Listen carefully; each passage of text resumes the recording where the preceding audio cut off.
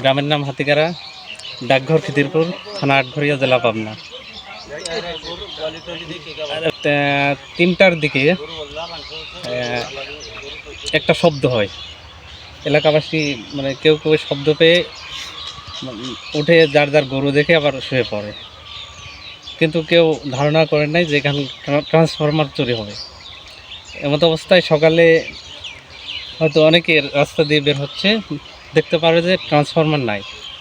ঘটনা যে এখানে এগুলাই এভাবে বিক্ষিপ্তভাবে পড়ে আছে, তখন এলাকায় খবর দেয়, সবাই জানাজানি হয়, লোকজন এসে এই অবস্থা দেখতে পায়।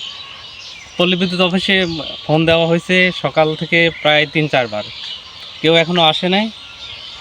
ওরা বললো যে সেকেন্ড জুনিয়র অফিসারকে নাকি দায়িত্ব দেওয়া হয়েছে, ওরা হয়তো আজকের ভিতরে আসবে। এখন পর্যন্ত জিডি করা হয় নাই। ওনারা বললো আমরা আসবো, আসার পরে যা করার লাগে করবো, আর পরবর্তী যা ব্যবস্থা আমরা নেব। এই তো এখন এই অবস্থায় আছে।